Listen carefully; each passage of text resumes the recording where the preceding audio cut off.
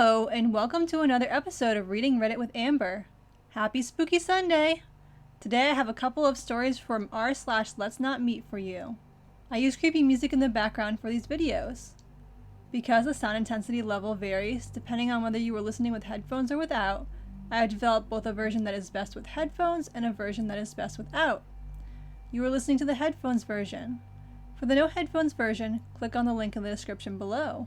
Our first story today is called Just a Nice Christmas Eve Drive. This happened over 20 years ago. I was driving back home with my girlfriend at the time. It was Christmas Eve, and my mother's family used to hold a large celebration at my aunt's house in Estacada. This was my girlfriend's first time meeting with my extended family, but she got on quite well with them. We spent the majority of the afternoon and evening talking, playing poker, opening presents, and drinking an assortment of adult beverages. My girlfriend had been quite inebriated by the time we had to leave. Therefore, I'd be driving us home. It was around 11 p.m. or so. I was driving my girlfriend's car along Highway 211. Now this stretch of road is surrounded by farms and dense patches of forest, and parts of it are unlit. But nothing to fear. I grew up in this area, so I knew this road like the back of my hand.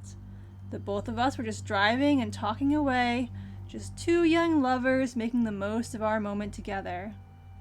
There is a portion of the highway that descends down an enormous hill before crossing Deep Creek. Surrounding both sides of the road are thick forests. There are no lights. The only thing we could see was the area directly in front of our headlights.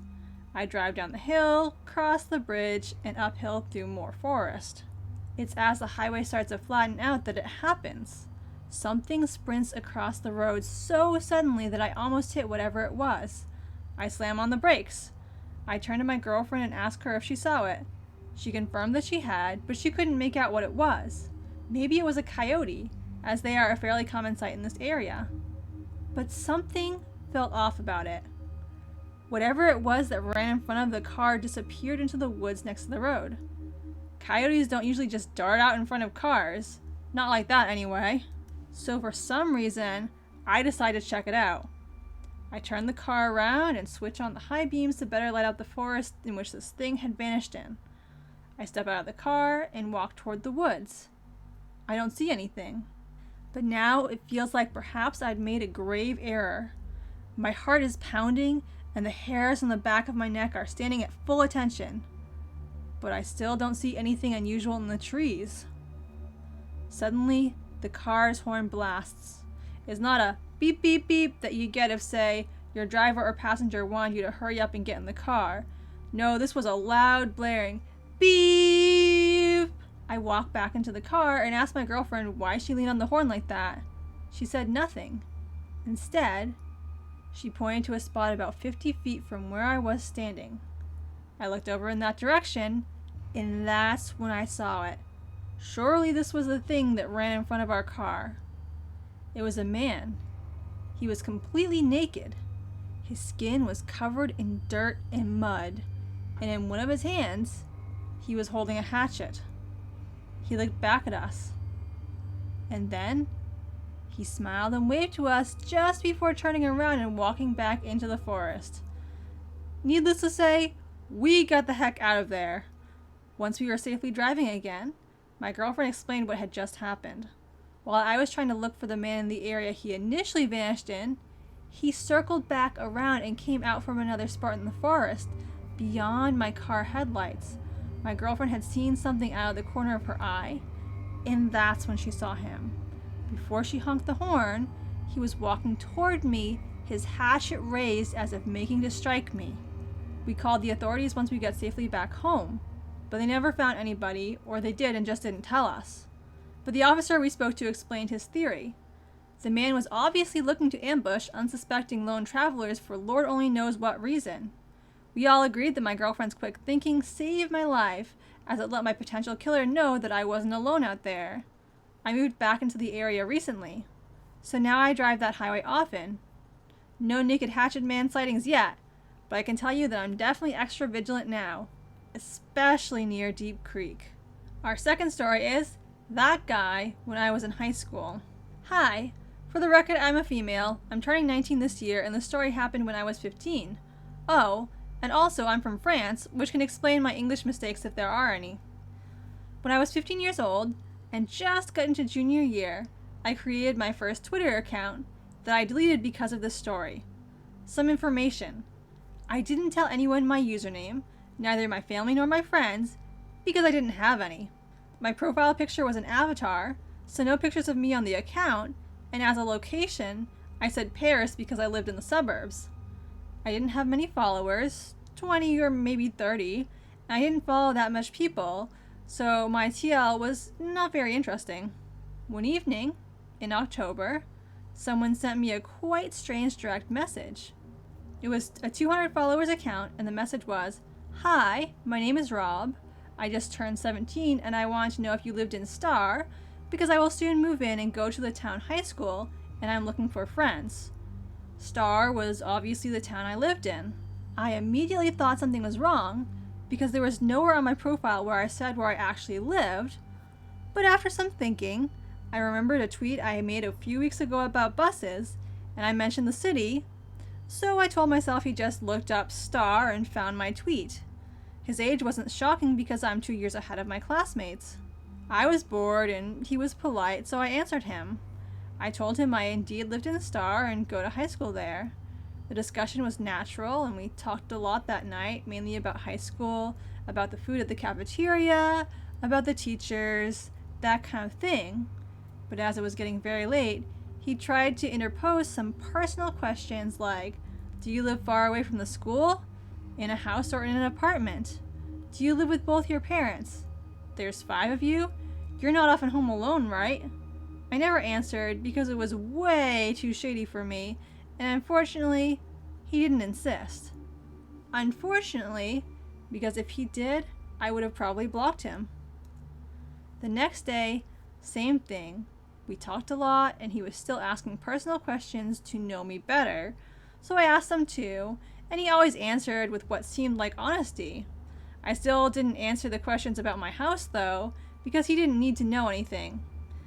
It lasted 2 or 3 weeks, but it was enough for me to develop feelings for him. He was handsome, super kind, and it was everything I needed, because I was bullied for years, and even today, I still develop strong feelings, but most importantly, blind trust in people who are friendly to me. In France, in October, we have a 2-week-long vacation, and the day before back to school day, he finally told me he was coming to my high school because he finally moved in with his mom, and he asked me for a place to meet during the morning break. I was so happy and relieved to be able to meet him, and I told him to join me in the hall.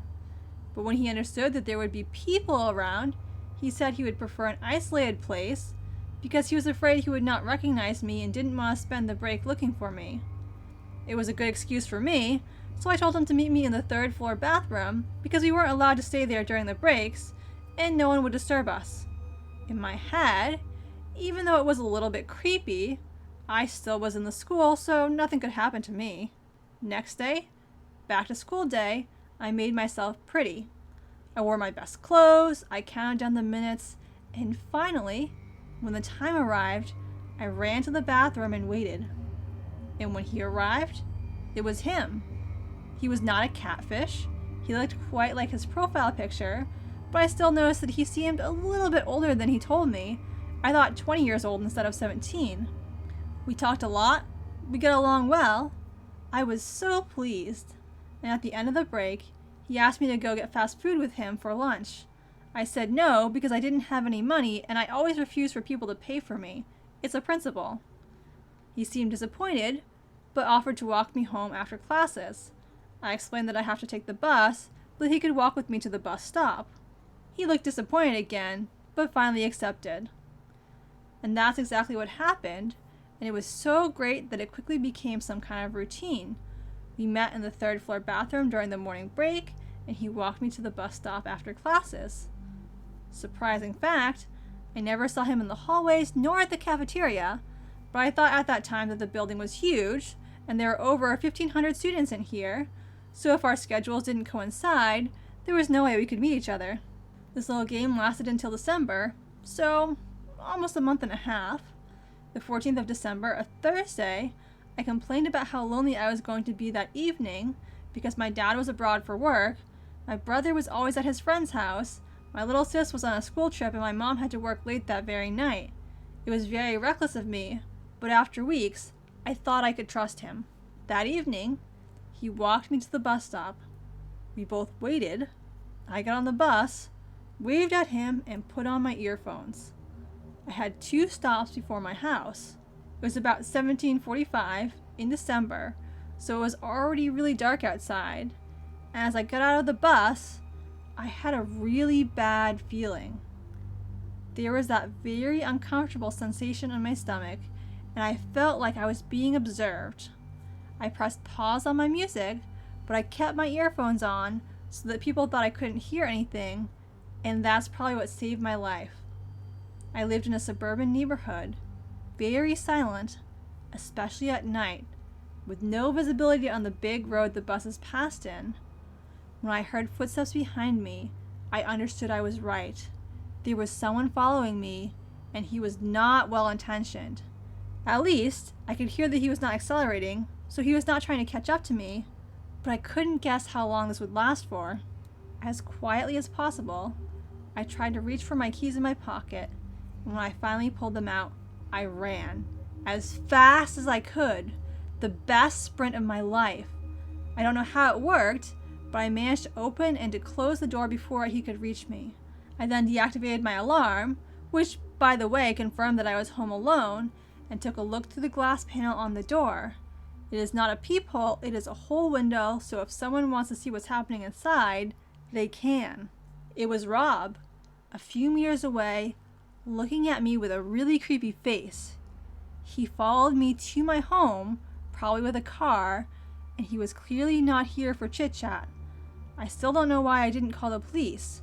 I was totally paralyzed. We both stared at each other for a minute, and when I took back control over my body, I ran in the kitchen to get a knife and got back to the door. He was there too, banging against the door. I feared for a second that the glass would break, but it didn't happen.